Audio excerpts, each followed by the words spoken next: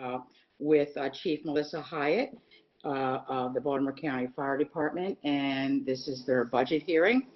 And we have with us Budget Office Analyst Michael Zomber, and we also have Legislative, I'm sorry, Analyst Jody Baldwin. And I believe, Jody, you can now have the floor. Thank you, Councilwoman. You're welcome. The proposed fiscal year 2021 budget for the Police Department totals $268.2 million, an increase of $17.9 million, or 7.1% over the fiscal year 2020 budget. The general fund portion of the budget totals $240.6 million and increases by $3.0 million, or 1.3%, due primarily to personnel costs, which include a COLA for non-sworn positions and wage enhancements for sworn positions reflected in the personnel bill, as well as increments in longevities, offset by a decrease in operating expenses. The special fund portion of the budget totals $27.6 million and increases by $14.9 million, or 117.8%, due primarily to the new school bus camera program and an increase in the speed camera program. This analysis identifies 4 potential operating budget reductions ranging from $41,000 to a maximum of $24.1 million. In your packet, you will see that each potential reduction is identified as either a normal economy or a pandemic economy reduction. The first 3 normal economy reductions shown on pages 5 and 6 are the type of reductions that our office would be likely to identify under normal economic situations and relate to the department's spending history. These reductions are less important to discuss now that we are in a pandemic economy. The remaining reductions, starting on page 6, relate to the new pandemic economy that we have entered. These explore how across-the-board actions might affect the department, and the purpose of presenting them is to give the chief an opportunity to discuss the operational impacts of large-scale funding changes, so that the possible staffing and service level effects of lost revenues can be understood by all. Our discussion issues follow in the budget package beginning on page 8, which cover personnel, school bus camera program, speed camera program, and COPS hiring grant, COVID-19, and capital budget. At this time, I would like to turn it over for discussion. Thank you, Ms. Baldwin. Do any of the members have any comments or questions for Ms. Baldwin? Okay, hearing none, we'll go right to Chief Hyatt. Chief, good afternoon. Chief, turn your mute. You're on mute, Chief.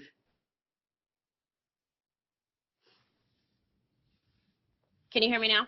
Yeah, very good. Good afternoon, All right, Chief. perfect. How are you? Sorry, technology issues. Madam Chair and members of the council, good afternoon. First, I'd like to introduce my team who's on the call with me, and then if you don't mind, I'd just like to make a couple of comments. Sure. On the call with me, I have Colonels Folderauer and Layback, along with our budget director, Nicole Glaser, so they'll be supporting me on this call.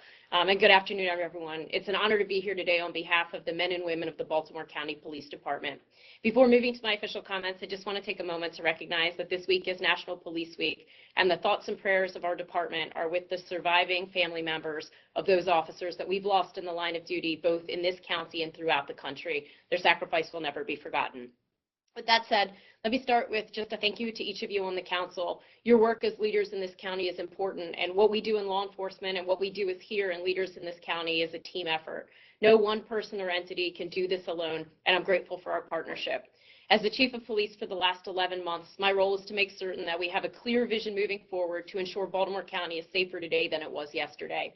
And please make no mistake about it, I can't make that vision a reality without you and your continued support, so thank you. I bring you neither good nor bad news today, but rather my goal is to provide you with a snapshot of the reality that the Baltimore County Police Department faces today. There are many issues or concerns that I could discuss, but we'll only have time for a few of them. I will, however, tell you that very broadly, our department is thriving and carrying out its mission with success. We have a highly motivated, dedicated, and intelligent workforce that cares deeply about our county. I believe that decreases in crime are a result of that caring and commitment, as well as thorough planning and sustained execution of those plans. As a police chief, that is humbling to see. However, the other reality is that I also see the crime issues that my officers respond to daily in this county. We encounter those that wish to do harm, the small number of violent offenders that prey on our residents and visitors. We see the drug market continue to thrive, too many overdose cases, and most disturbing, we continue to see our youth and young adults as both victims and suspects in serious felonious acts. Our homicide total in 2019 was a historic high for this county. It was unacceptable, and frankly, even one victim would have been too many. We will not normalize crime, and most certainly not violence in Baltimore County. Our property crime rate, while we continue to make great strides, can only be sustained through sound patrol strategies and unrelenting investigative efforts. My responsibility is to address all of these issues and to do so every day. And as a county resident, just like all of you, I take that role very seriously. I fully understand the economic impact that crime rates have on our businesses and communities. We are currently faced with many economic challenges, and in part, we can improve that situation by providing a safer Baltimore County. I commit that with your help, we will continue to make the county a safer place. This budget will support the county executive's 5 key priorities to reduce violent crime. They are improved data and analytics, focused crime prevention, attract and retain talent, innovative strategies, and strong partnerships. One of the techniques for improving the safety in Baltimore County is the movement towards adopting innovative strategies with the establishment of a real-time event center. A police department of our size in a jurisdiction this large should already have the ability to fully embrace the principles of the CompStat process, which include accurate and timely information, effective tactics, rapid deployment of resources, and relentless follow-up. We should be capable of processing data more quickly and preventing violence. Presently, our hardworking and diligent investigators discover information generally after an event occurs, and they have the opportunity to investigate and do research. And while I commend their efforts with very few investigative resources at their disposal, I don't know of another large agency that lacks the resources to rapidly develop information. This permits expedited sharing, quicker apprehensions, and prevention of additional crime. This is not a new or novel concept. Rather, it's something that police departments nationally have been doing for many years. Additionally, the proposed special deployment team is something that I utilized on a daily basis in my prior police department career. Currently, if we experience a crime spike in a precinct that overwhelms the resources at the precinct commander's disposal, the only option is to pull resources from another precinct to assist. This then leaves that precinct vulnerable to crime. When I was chief of patrol in another life, I had the ability to shift discretionary resources across an entire jurisdiction to address crime concerns. This is a commonly used best practice in policing with a proven positive impact on the community.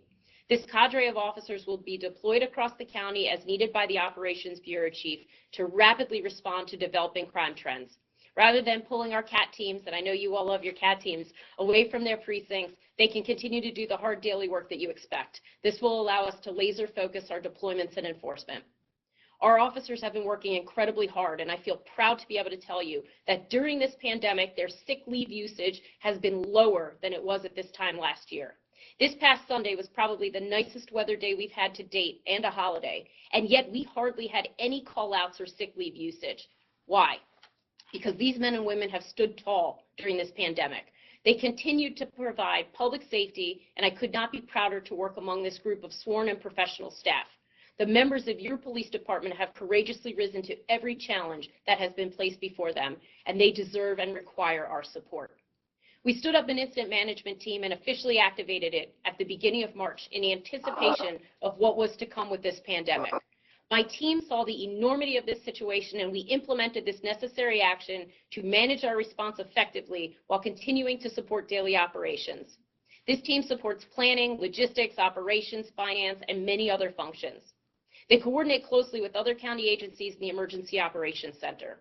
Further, this team ensures a high level of accountability, which is a priority to me both during this daily operations as well as during these exceptional times. We've been able to utilize our personnel effectively in order to increase the number of officers on the street right now. For example, we redeployed our school resource officers to handle PUI calls. They were provided early training and PPE and handled that responsibility remarkably, while we took the time to train and equip the remainder of patrol. Further, we established a telephone reporting team to offload certain call types. This is a best practice anyway, and something that we will continue following this pandemic. My team, in conjunction with Baltimore County's OIT, developed and executed a successful platform and procedure for video bail hearings to decrease unnecessary contacts.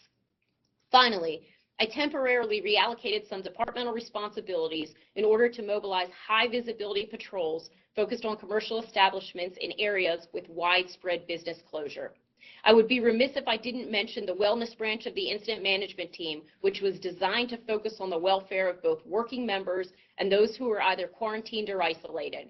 And I am elated to report that today we have 0 members isolated and 0 members on quarantine, but that can also change in an instant. Currently, my team is focused on planning for resumption of services and supporting county government as we move towards our new normal. There has never been a more important time to attract and retain talent. It is yet to be determined the effect of the pandemic as it relates to retirements or resignations. And with this year having a 27th pay, I remain concerned about a significant number of personnel retiring in January 2021. I've focused on the upcoming training academy classes, which will be critical for sustaining our workforce.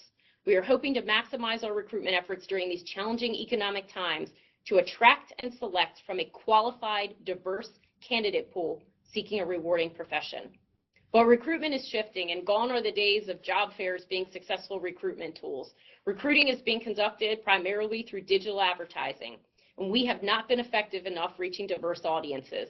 My Chief Diversity and Inclusion Officer, who's scheduled to begin employment in June, following a lengthy search process, will help with that. I look forward to this individual providing guidance and advice on recruitment, as well as aligning with my vision to ensure a culture of equality, diversity, and inclusion in our agency. The reality is that satisfied employees are our best recruiters. Along with assessing recruitment, this D&I officer will assess our promotional process and selection process to specialized units. The future of this organization will focus on many things, and this is one of them, reflecting the communities that we serve, which builds trust and legitimacy. This is in direct alignment with the 21st Century Policing Plan and is a critical component to strong community engagement. In conclusion, it gives me great pride to represent both the sworn and professional staff in the Baltimore County Police Department. The investment that you make will build the capabilities of this organization, leading to a safer Baltimore County. Thank you for your time. I stand ready for any questions. Thank you, Chief Hyatt. We are certainly lucky to have you leading Baltimore County Public Safety. And please tell all the staff in your agency that the County Council, not just now during COVID, but we appreciate everything they do, standing on the front lines to protect us. And just as you said on Mother's Day, you know, to not have people call out on such a beautiful day and a holiday certainly is a tribute to that dedication from your staff. We'll start with some questions, and at any time, just put your hand up. Excuse me, what council member would like to go first? Has a question or a comment for Chief Hyatt? Excuse me? Madam Chair. Yes, Councilman Quirk. Yeah, I guess I'll start. First of all, thank you, Chief. Appreciate your service. And as always, I think the whole county council is obviously very strongly in support of our police and really protecting their citizens. And question for you on I think we all have been supportive of the school bus program. Of course, you know, I was talking to TABCO representative Cindy Sexton this morning, and she was mentioning possibly kids may not even go back to school until January of maybe 2021. So who knows? I guess we'll find out. But it also does beg the question, should we defer the school bus camera program, especially since the budget's been really hit hard, as everybody knows. And is this something that we might want to consider deferring, since we really don't know when school buses will be back and going again, and maybe the school year starts, unfortunately, online in September. I mean, we'll see. I haven't heard that officially yet, but I want to get your thoughts on it. It's a fair expense, and so in times of essential spending, is this something we should defer? You know, I absolutely recognize that this is an investment, but and ironically, I know that I'll be giving some remarks in the following hour about that particular program. I was astounded by the number of infractions that occur versus the number of children that we have that get injured or killed by irresponsible motorists who are passing school buses. And, I truly have to say that I think that this is something that, as we know, most jurisdictions surrounding us have already invested in. And, I think that it's a really important need. And when we look at the revenue that gets generated from it, certainly, obviously, our primary goal is impacting driver behavior, improving driver behavior. But the revenue that comes from it is real revenue, and I think it could also help support safety in Baltimore County. Yeah, and Chief, respectfully, I mean, I understand that response. I think it's the uncertainty of this virus we're trying to grapple with. And if it does turn out that our schools won't be going back until January, and I'm not starting that rumor, maybe they're starting in September, but could we allocate these resources differently and defer it, since perhaps we won't have school buses out on the roads as quickly as maybe we originally thought. And then also I would kind of question, the revenue aspect as well. We are seeing traffic start to pick up a little bit out on the roads now. I mean, I see it personally all the time, but I even wonder about, for example, revenue projections for speed cameras, and everything else seems to have, I would guess, fallen quite a bit since traffic isn't as much as well. So I think in essential government spending, it's incumbent upon all of us to really look at what is truly essential and then what is not. And what is not, we really need to look at, should we defer it or not? And so that's why I wanted to bring this up, especially since we do have a work session on it as well. Absolutely, and if I can just bring up a point about the speed cameras, I think this is pretty interesting that we actually learned that despite the reduction in folks that are out on the road, and I know we've all seen it, people are driving horrendously right now, and believe it or not, we are actually remaining on pace.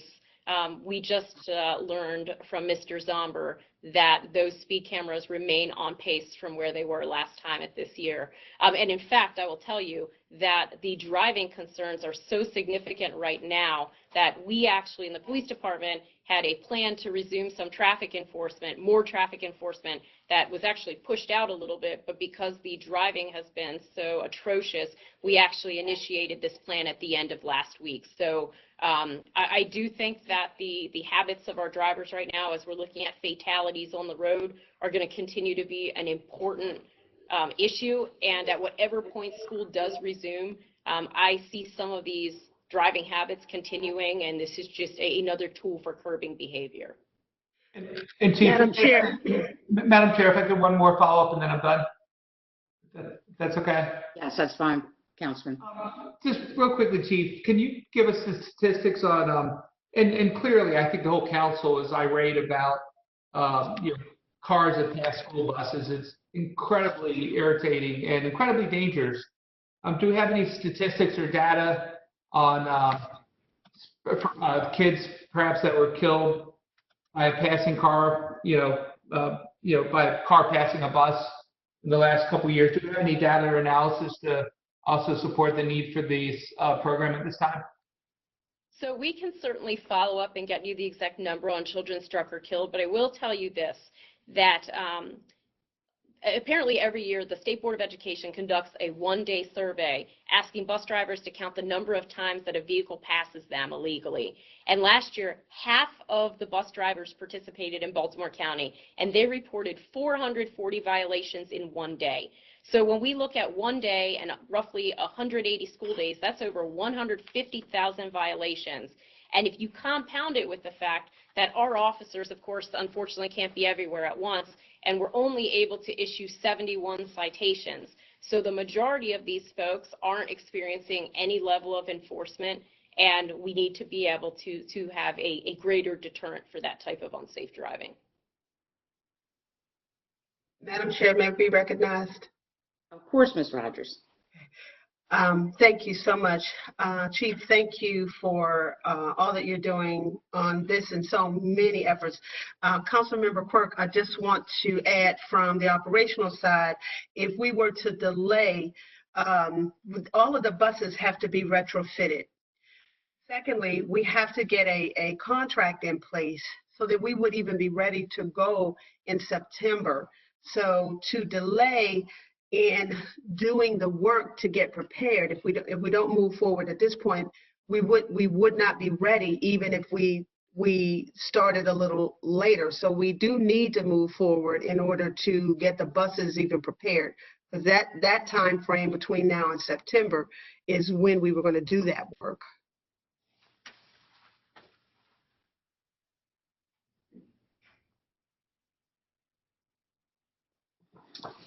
Is that all, Mr. Quirk? Yes, for now. Ms. Rogers? Did anybody have another comment or a question for Ms. Rogers while she's on?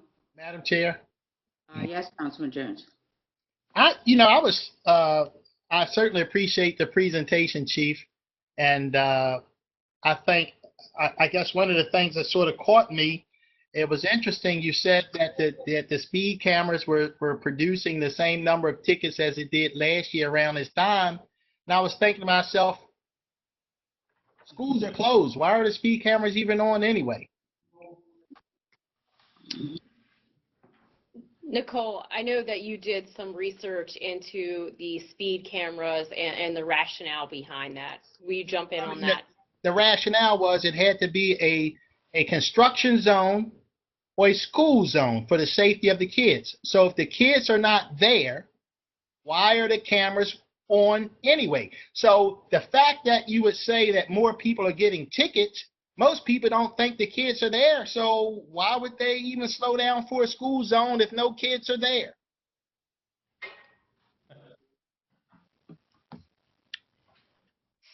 Nicole, do you want to jump in or do you want me to respond?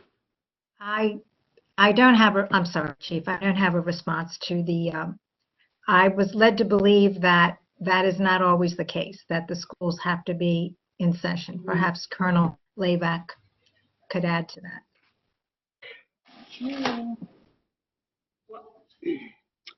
Madam Chair, may I be recognized again? Ms. Rogers. Councilmember Jones, I think that might be a legal question as well, and I'm just speaking, not that it was me who was in court for a speeding violation, but in a legal proceeding regarding this same issue, one of the persons who had a speeding violation in a school zone presented to the judge that it was a non-school day, non-school time, and there were no children present. The judge's response to that was that the speeding, unless it's designated that it says during school time only, that the speeding, that the speed limit in a school zone is the speed limit 24 hours a day. So I don't know Chief Hyatt, I don't know if that's different from what our procedures are here in the county. I was going to add, and obviously, you know, we would want to look into this to confirm it, but that we were told that it was within a half a mile of a school.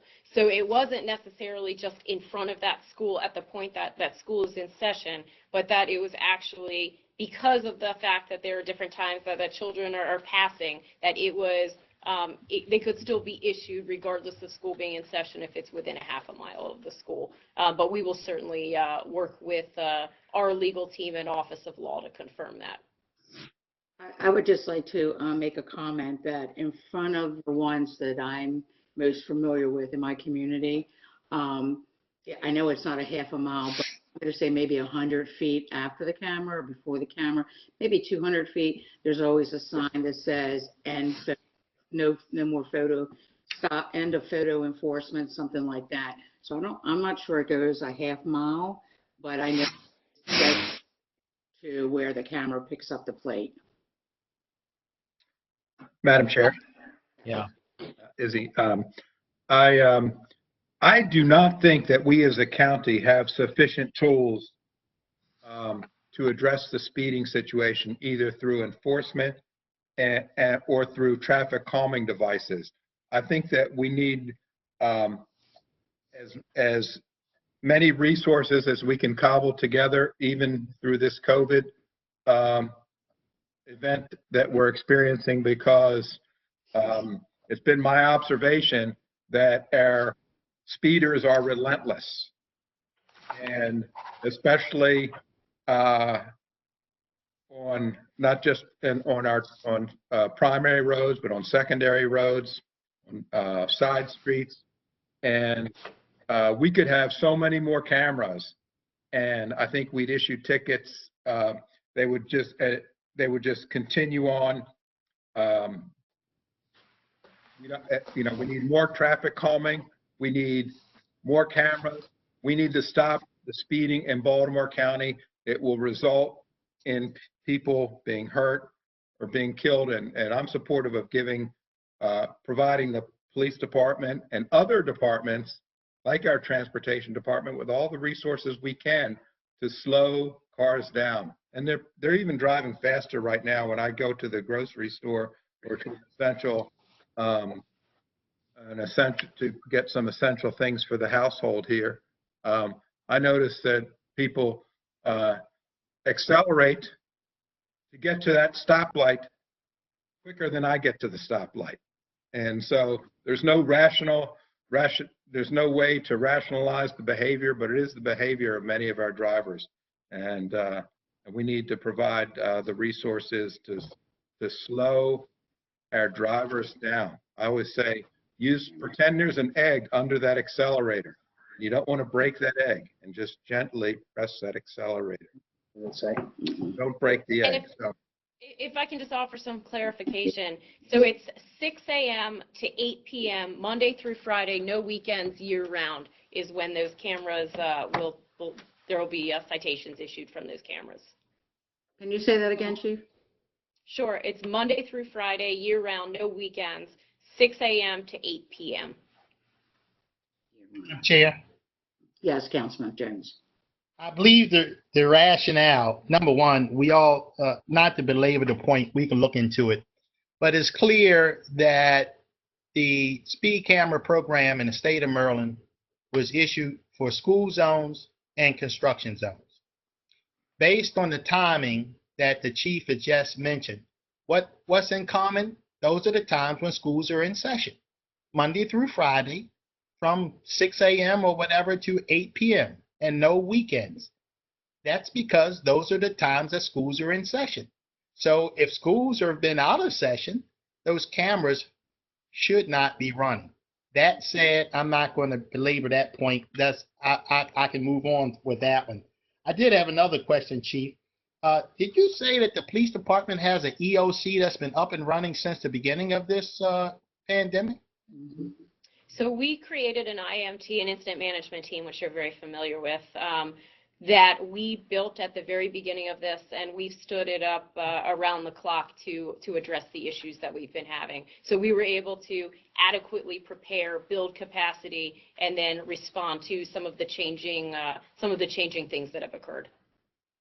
So when you say you stood it up, are people staffing it for overtime while they're there? 24/7? We've reallocated people from regular duties, just like we've put more people on the street. We reallocated people. We moved them out of assignments to commit them to this role. It's that important. Based on my experience in my previous world with the roles that I had with large-scale events and incidents, when we're in a pandemic like this, even as we're preparing for it, before we got the first cases here, we knew that we needed to get the right personnel in the right places to adequately prepare everything from logistics, from PPE needs, to everything across the board, our response, and making sure that we could take care of our folks. So, Chief, there's no question about it. I have a tremendous respect for the brave men and women of the police department. And I certainly think it's important that you handle all the logistics in terms of making sure the police officers have the equipment that they need to operate safely. But to be quite frank, this is a global health issue, And it's been my understanding that calls for emergency service, be it from the police or the fire department, has been significantly down because of the lack of people on the streets or in the lack of people participating in the events that normally causes calls for service. So there has been some, I'm sorry, finish up. No, sir. I said, isn't it true that your calls for service is down like, I don't know, probably 60, 70%? So the calls for service didn't decline that much. There was initially a reduction in activity on the street without question.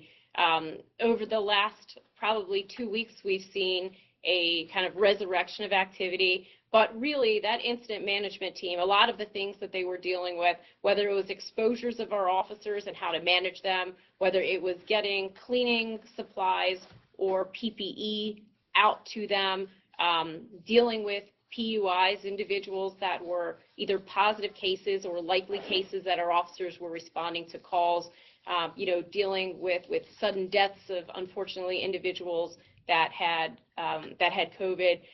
There have been a lot of different things that have been far outside of our social distancing task force is another great example. Things that are far outside of our daily operations that our officers have had to respond to, and this incident management team has created a structure to make sure that we're consistent with our response across the board and to make sure that we have had the proper resources necessary to provide guidance for them. Okay, I have another question, Madam Chair. This has to do with, I guess, recruiting. And I have to tell you, sometimes I feel like there's this disconnect between what's going on in the world and what happens in the department. So I understand you just got there, Chief, but I guess I was very fortunate and very grateful that the recruitment division of the police department were able to send people to Randallstown High School to recruit for cadets. But then I found out that of the 30 or 40 cadets we have, only 2 or 3 were African American. So then my head was like just about to leave this atmosphere. And I was thinking to myself, the Justice Department had just sued us for discrimination. So how can it be that we have 30 plus cadets and only 2 African Americans? And I'm looking at a cafeteria full of kids who are interested at Randallstown. And then I found out at a later date, that we were actually recruiting from high schools in Pennsylvania. So I'm just wondering, like, is there, can somebody explain to me what's going on? Maybe I just don't get it. So I'll say this, sir. I mean, look, part of the reason why from the beginning, unfortunately, we just couldn't find the right candidate until a couple of months ago, why I've been so interested in bringing in this diversity and inclusion officer is because while there's a lot of great work that is being done in employment with recruitment, there are also other places that we are not effectively hitting the mark and recruiting the proper levels of diversity. Some of this, I think, is because in a lot of ways, a lot of things for a period of time had been done in the way that they had been done previously. And, like one of the things that I said in my comments, with everything that's occurring online, so much less that's happening at job fairs, we need to evaluate things differently. And in fact, one of the things that we are doing is we did a lot of assessment and made decisions that, frankly, our recruitment as it was structured just was not accomplishing what we needed it to. And we are actually going to be changing the structure of the program. We found that the field recruiter program, bringing people in for a temporary tour, is the model that most police departments are utilizing. So we are actually, in the beginning of June, going to be doing some restructuring of recruitment. And then hopefully in, I think it's the second week in June, our DNI officer will get here, and we're going to be able to really make some adjustments with how we've been recruiting. Okay, thank you. Absolutely. When do we expect to see some results? Well, we're just getting ready to do some restructuring, which will begin on June 1.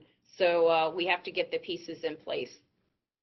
So, I mean, as a benchmark, I'm just wondering, like, when would we know whether that is working or not? Is there a time that you're going to be hiring more cadets or more recruits, and we can look at that number? Well, we still have some vacancies right now with our recruits. And when I look at our workforce, let me find it so I can give you the correct numbers. But let's see, right now in terms of our vacancies, we are showing 18 cadet vacancies. So my hope is that when we get this in place and when our DNI officer lands, that we're going to be able to look at things differently. So I would say I need to let them get their feet settled under them, so that way we can restructure how we're doing recruitment with the actual employment unit, as well as getting this DNI officer in. But I'm confident that we are going to be able to make progress, and that we are going to be meeting people where they are, making sure that we are advertising in the right way, we're doing outreach in the right way, and just doing it in a different way. And some of that has already started. There's been some great work done in terms of military recruitment that was not being done in the same way before. We've had some really positive efforts with that. We're continuing to do some more outreach to our faith-based community, and we'll continue to do that. But there is, without question, a lot of room for growth. Madam Chair, please indulge me one more second. I'm going to pick up where Councilman Quirk left off. I mean, there's no question about it. No one wants to see one child struck by any driver. And given the fact that we're in this tight budget crunch, and I understand, Ms. Rogers, that it takes time to outfit the buses. But if there's a good chance that the buses are going to be sitting in the parking lot for several months, if not, who knows, maybe the whole year, who knows?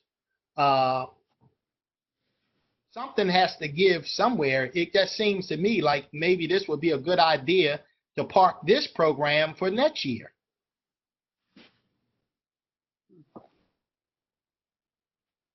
You're going to outfit buses that are going to be sitting in the parking lot. Unless somebody has a crystal ball and can say that all of a sudden the coronavirus will be gone in 2 or 3 months. I'm done. Nobody has to answer. Are you sure, Councilman? Yeah, I mean, listen, the point is well made. I think Councilman Quirk did a great job. I guess tried to help him out a little bit. I mean, something has to give somewhere, and I understand that, you know, everybody wants everything, right? And everything is so important that we must have everything. But, you know, something has to give somewhere. You would think that this would be something you would, you know, be willing to give up, but obviously not. Appreciate your passion, Councilman. Yes, Councilman Wade. Oh, I'm sorry, Ms. Catch. That's fine, yeah. Thank you very much, Madam Chair. I want to first thank the chief for the job she's doing and for the work of the police department. I'm really not surprised at the reaction of the policemen and the police department to the corona situation. We have an excellent police department, and as I said, I'm just not surprised that they've been so responsive to this entire problem. When it comes to the school bus cameras, I've been an advocate for them for years. And when you take a look at statistics from Montgomery County, Howard County, you find that it really helps to stop the problem of cars passing school buses while while the school buses are moving or the school buses are stopped letting students off. I mean, it's really a very effective way to reduce this problem. Now, as far as, yeah, and I know in Montgomery County, I was shocked at the number of tickets that were given out when the program started. I'm sure they probably paid for the program in practically no time flat. So I'm a big advocate of this program. And as Stacey Rogers said, it's going to take quite a while to implement it. And I think that it's just the right way to go. Regarding speed cameras, Chief, the half mile is for the bill on the state level says that a speed camera can be installed within a half mile of a school. Now, Baltimore County's regulations regarding speed cameras are more restrictive than that, which I think is a mistake. In regard to when they're in operation, the state legislature, about 2 years after the bill passed, had a number of bills in to not allow the cameras to be in operation when a construction project is not going on, and to not be in operation when schools are not in session. But those bills were defeated, and yeah, it's basically up to the counties as to when that can be in operation and when they're not. I think most people understand that they are in operation, because I can remember getting calls about the problem and then they stopped.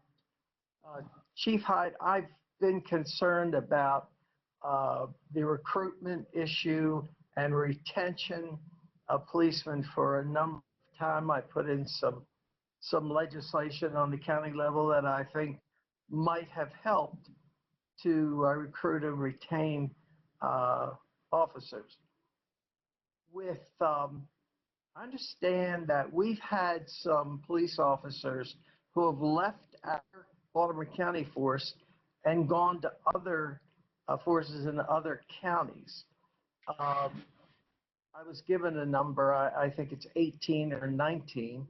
And my question is, when police officers go to another jurisdiction, or I don't know how many actually resign, are they interviewed by your department, the police department, to see why it is they're leaving Baltimore County, why it is they've chosen to resign? I mean, is it, I know that there's a $2,000 a year salary increase for all officers in this budget, but I understand it might have something to do with retirement benefits, health benefits when retired.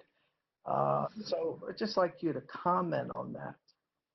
Absolutely. So I personally, any officer that resigns from our organization, I personally interview to find out what they liked, what they would have changed, and why they're leaving. And there are a handful of things that continue to come up. We've had a handful of officers leave that said that the police departments that they were going to paid them a stipend for language proficiency. Some of them got take-home cars. That certainly was one thing that they liked. Some others preferred other shifts better. Our patrol schedule right now is a pretty difficult schedule compared to some other organizations that work 12-hour shifts and less days of the week. Retirement and health benefits are another pretty significant thing. Some of them felt that the lateral programs were very attractive because when they entered, they were brought in at a higher level to essentially pay for their experience. And those are probably, I'm sure I'm probably missing a couple of other things. I know the drop program has come up before, and probably I'm missing some other things, but those are primarily the reasons why they go. And what you just said, I've heard from various officers. what, besides the $2,000 a year salary increase, what else is in this budget in regard to recruitment and retention? What is in here that we're going to do? So a couple of the things that we've added in, one is the foreign language proficiency. That doesn't sound significant, but we utilize those officers, particularly Spanish-speaking officers. We use them constantly, and this is a pretty significant piece to those officers. Other things that we have in are, and this is something that most police departments are doing, if an officer refers an individual who makes it into our academy, they get a recruitment stipend, so that's pretty significant. I know another thing that was important to the county executive was the take-home vehicle pilot program. Another thing to let officers see that ultimately we could be moving in that direction for the department. So those are some of the things, and I mean, obviously there are certainly other things that we would be interested in doing, but those are some of the things that we're talking about doing now. Okay, thank you very much. Yes, sir. Councilman Marks? Thank you very much. A lot of my colleagues have covered the areas I was going to cover. With regard to the speed camera program, it looks like we are increasing the number of sites by 5.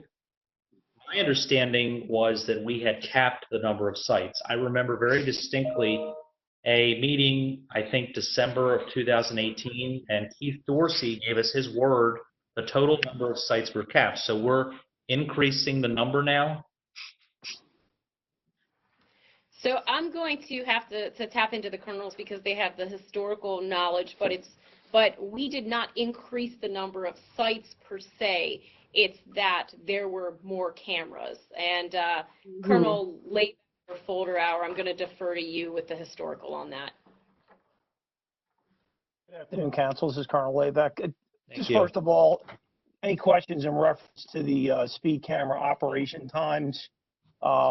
Just because school's not in session does not mean that there are not people at the schools as far as activities and things of that nature. So the need to enforce speed enforcement during those times is still significant.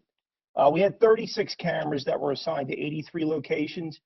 As a result of some of the citizen complaints we're getting, we asked to increase that the site's 5 additional locations based off of data and citizen complaints. So as you know, the cameras get rotated around on a scheduled basis. We would like to expand those locations by 5. And that would be the reason why, just based on some of the complaints we're getting from your constituents and also from basically through the 911 center. Yeah, sure, Ms. Rogers. And Mr. Blades, if you can, if I'm incorrect, you can correct me. But when we discussed this, Councilmember Marks, it was our understanding that we were not exceeding the amount of cameras that were negotiated at that time. In terms of you referencing Mr. Dorsey, what it was my understanding that all of the cameras had not been placed, and these 5 would still be within that allocation. Is that the correct understanding, Mr. Blades, when we discussed this issue? I'm afraid I'm gonna have to go back to my notes on that, Mrs. Rogers. Okay, that is Councilmember Marks. We'll go back and double check, but we did have the same discussion about the number because it was brought to our attention about the maximum number of cameras in general, and that's what I was advised, that the 5 did not exceed the total number that was agreed upon in the past with Mr. Dorsey. I'd be very curious to see what we decided in December 2018. The second question I have, Chief Hyatt, you've been very good to work with. I want to thank you for always answering my personal calls and for the work you've done. You know, I get concerned when we're talking about efficiencies and cutbacks, and we have a $90,000 a year job dealing with diversity and inclusion. And it's not just your department, it's other areas where this is a function traditionally handled by the Director of Human Resources. And that just sticks out really big in this budget. I know it's a tiny part of the overall budget, but it sends a message. So I just want to say that. The final thing, Ms. Rogers, if you can just answer this for me, we have to vote on budget cuts in 2 days. Is the administration actively negotiating with, or not negotiate, talking to the FOP about revisions to the agreements it has? I mean, these cuts are coming very soon, and I just would like to know you're having those discussions. I will confirm that for you, Councilmember Marks, to see what the status is on the negotiations. Okay, thank you very much. Thank you. Chief, if you don't mind, I'd like you to talk a little bit about personnel. If you want to go to page 8.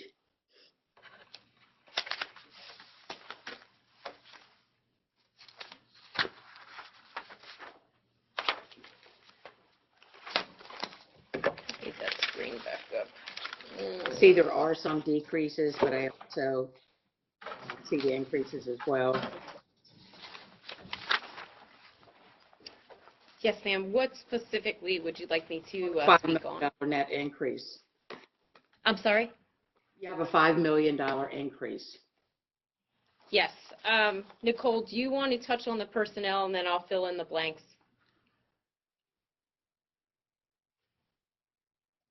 Sorry, I had to unmute myself. Yes,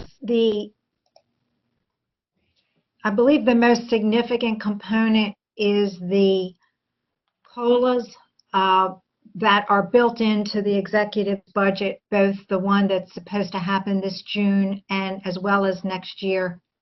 Then the adjustment for the COLAs obviously are not forsworn. That was negotiated separately, that $2,000 increase. It also includes increments and longevities, and the additions that are in as we've been discussing, or you've been discussing, the speed camera and school bus camera, as well as some of the positions that were added. I think you have a list of them: the training director, chief of human resources, communication strategist.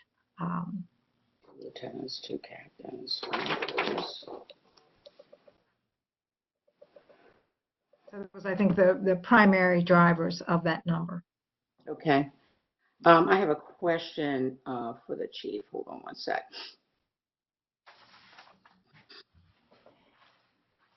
I want to make sure that I have correct information first. So do we have, you have 2 directors. Do you have a executive director in training and also a director in training? So we do. Our actual director of training is a police assistant position. One of the things that I noticed when I first arrived, and while that individual was doing a very good job, you cannot be strategic and operational at the same time. Mm-hmm. And while he was making efforts to build a long-term strategy for our training, due to the fact that he was so captured in the day-to-day, including some teaching responsibilities and things like that, frankly, it just wasn't possible. Most training academies that are structured for law enforcement have different components of leadership. It's just not one person that's running the academy. So our previous director is handling the day-to-day pieces, and when we did this expansion, it was to oversee, to make sure that we were in compliance with state, local, and federal regulations, to develop, for example, some of the training that we're looking at moving forward, implicit bias training, to continue to focus on de-escalation training. We're expanding our TASER program. So these are some of the things that we really needed somebody to hyper-focus on, and he's really looking at strategies and tactics to propel our training program forward to where we would like to see it. Okay. If I understand correctly, the director, they're already retired and receiving a pension and now came back for this position? That's correct. And we had nobody in the police department with vacancies and experience that could do this without bringing somebody out of retirement. Ma'am, I know that historically we have, Baltimore County Police Department, we've had police assistants. This is a role that had already been filled. And while, you know, I realize that there is conversation to be had in regards to that position of police assistant, I will tell you this individual has been very engaged and has done a very good job, but we needed a different level to move forward. And when I look at training, I'm always looking at liability because if we don't train properly, we expose ourselves tremendously. So can you answer my question too? Are they under a contract? Because we know Baltimore County employees cannot receive their pension and work for the county at the same time. So is this person under a special contract? So our police assistants are under a contract, and Nicole, I'm going to defer to you to speak in detail about that program. Sorry, the mute button's giving me a fit.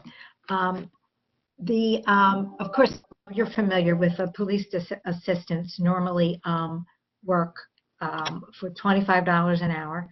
The director of training is a bit of an exception.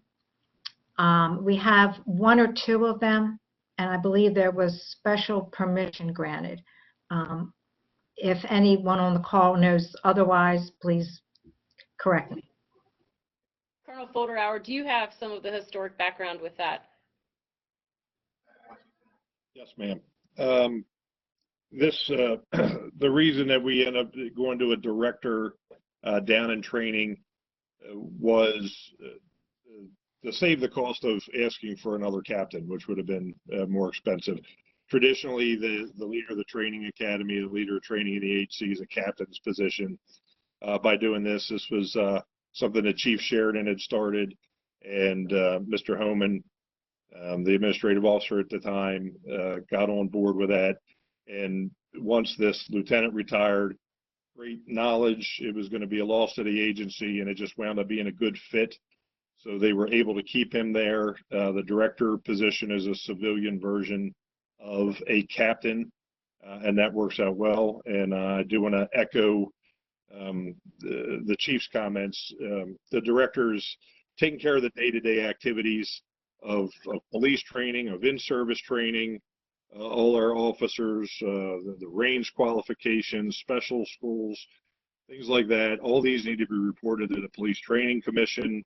There's a lot of work that goes in behind that, and it was leaving us limited with the bigger picture. So bringing in another person to ultimately help us with the bigger picture and staying on the cutting edge of training, I think it's working out well.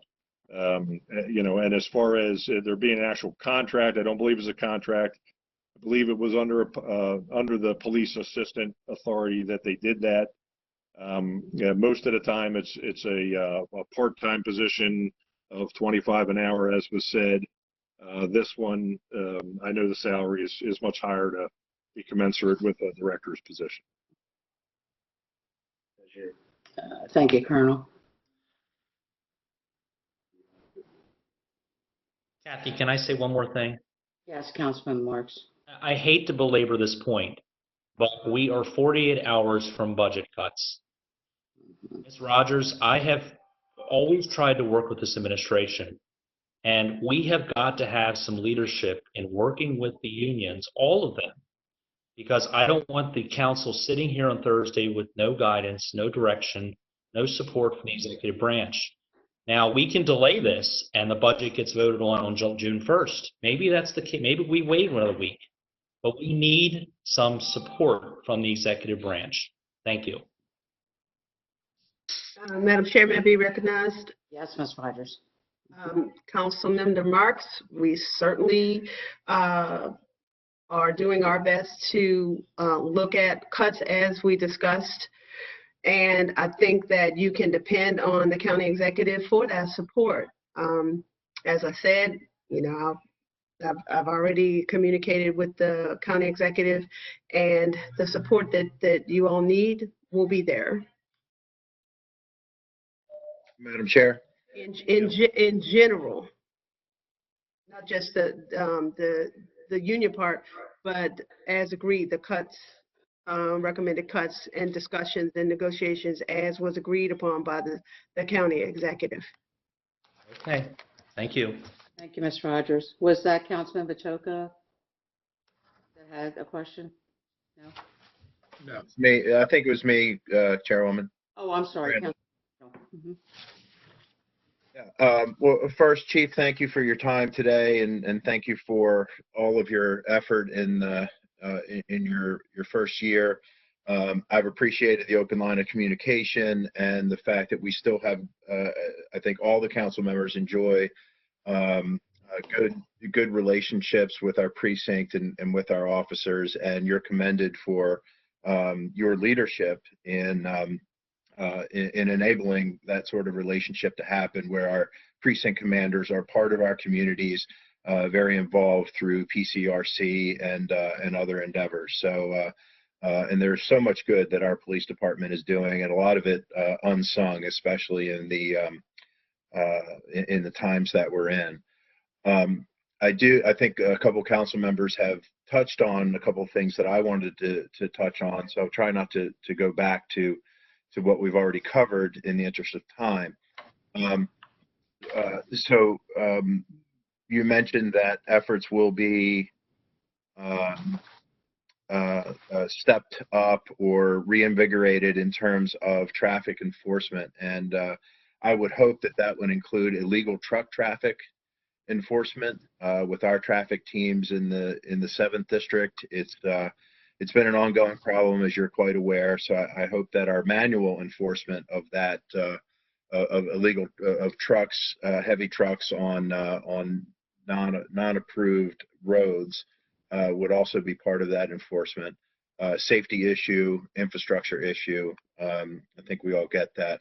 The General Assembly passed enabling legislation for us to do camera enforcement of illegal trucks.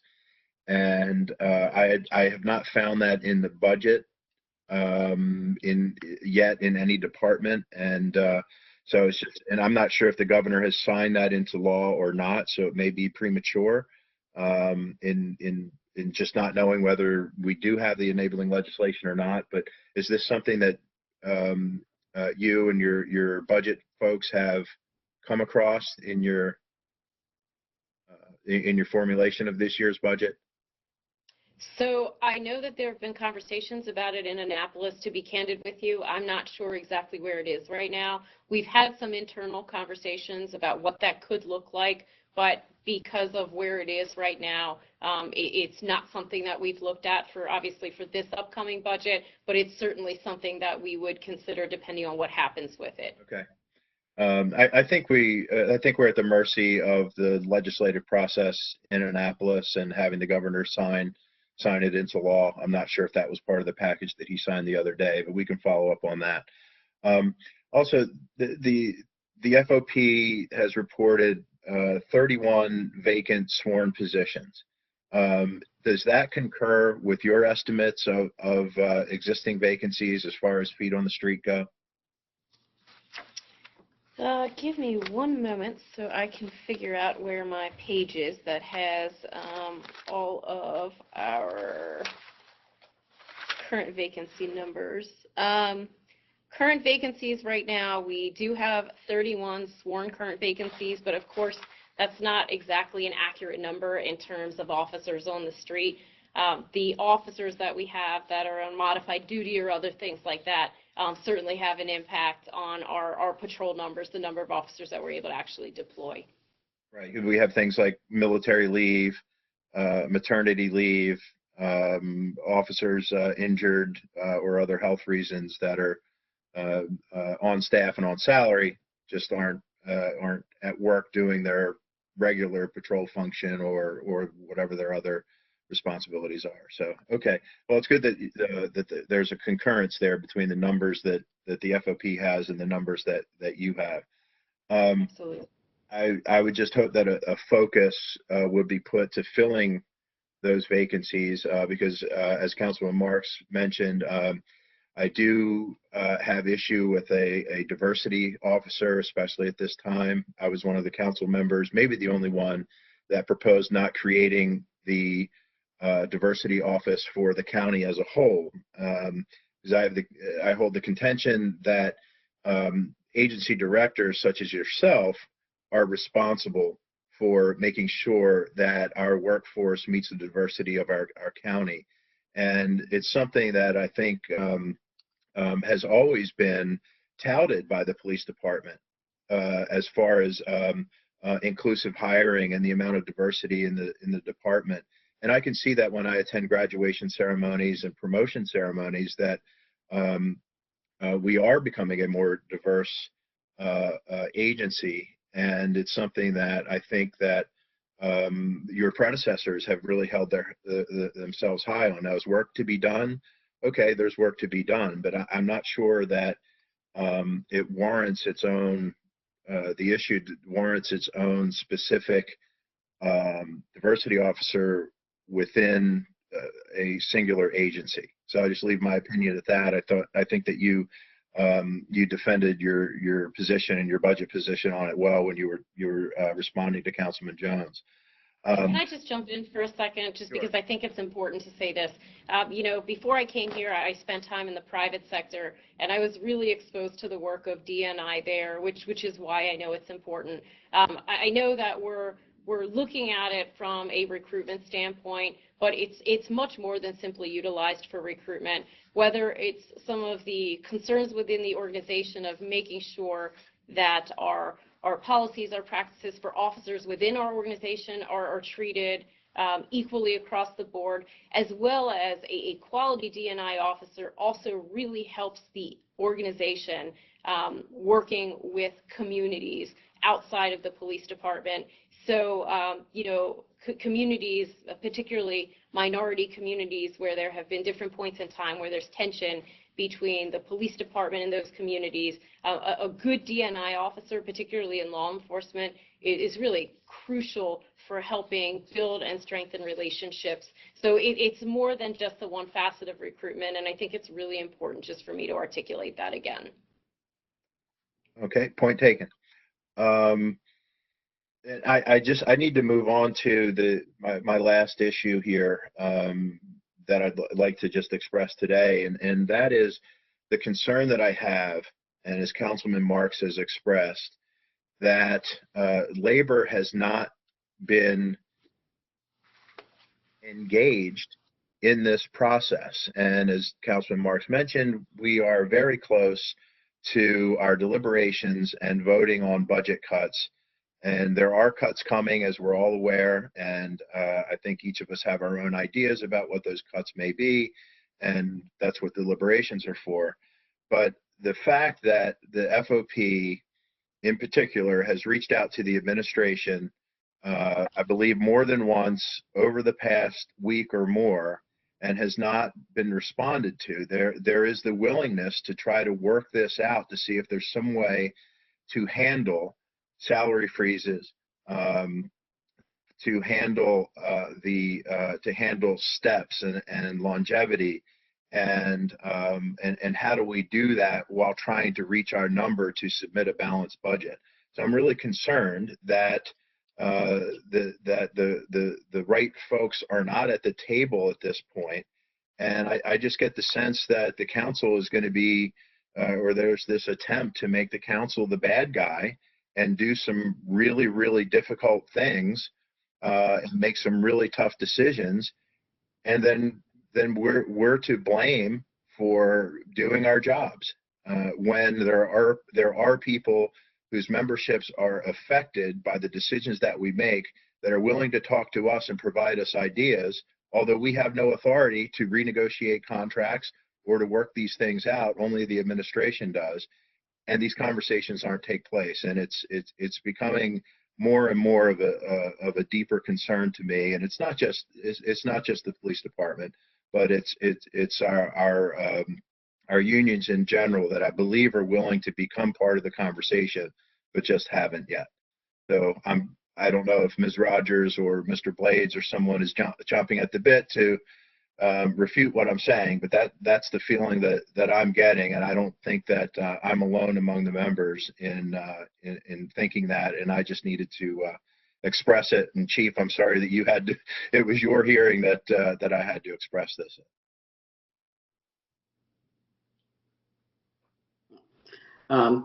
Thank you, Councilman Crandall. I also got a call as well that the union the FOP was waiting for a call back and had been all week, so I'm not sure what's going on there. Councilman? Madam Chair, may I be recognized? Yes, Ms. Rogers. I do know that Mr. Vedder has had a conversation with FOP. We are trying to work with FOP. So it's not that the administration is not willing to work with the unions or trying to hold off or create a situation where there's a good guy, bad guy. That's not the issue at all here. So at the end of the day, I want to acknowledge, I said that I will check to see. We have had a conversation with FOP through Mr. Vedder. Thank you, Ms. Rogers. Now the calls may have been, or concerns may have been earlier that you all are receiving, but I did confirm that a conversation has taken place with FOP with Mr. Vedder. Okay, thank you. Councilman Quirk, did you have a question? Thank you, Madam Chair. I think I just want to echo what Councilman Mark said and followed by Councilman Crandall. And I know this is the police budget, but I just want to give a concrete example. We are getting a lot of emails from TAPCO saying, hey, if we cut anything from the school budget, then we're against teachers and we're not standing with the county executive.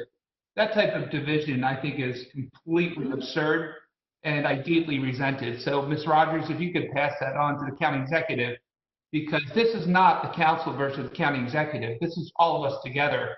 And I, for one, am respectfully requesting an update from the county executive's office on exactly where all these labor conversations are before I vote on the budget. I'm not voting on any budget until I know exactly what progress we've made with the unions or we haven't. I want to know exactly what conversations we're having, what types of concessions, where labor can help us with this. This is not us versus them. This is not the county executive versus the county council. This is not unions versus the council. This is all of us together in shared sacrifice. And right now, I'm very disappointed in what I'm seeing. So I just want to make that loud and clear. Thank you. Thank you, Councilmember Quirk. Will absolutely articulate that. But I'll say one thing about the TAPCO part, that we, the county, do not negotiate directly with TAPCO. The school system has to do those negotiations. So we're happy to see what discussions have taken place there. But it is my understanding that the TAPCO negotiations, that does not happen on the general government side. It happens on the school system side. But we're happy to follow up and see where those discussions are as well, and give feedback to the council as you are requesting.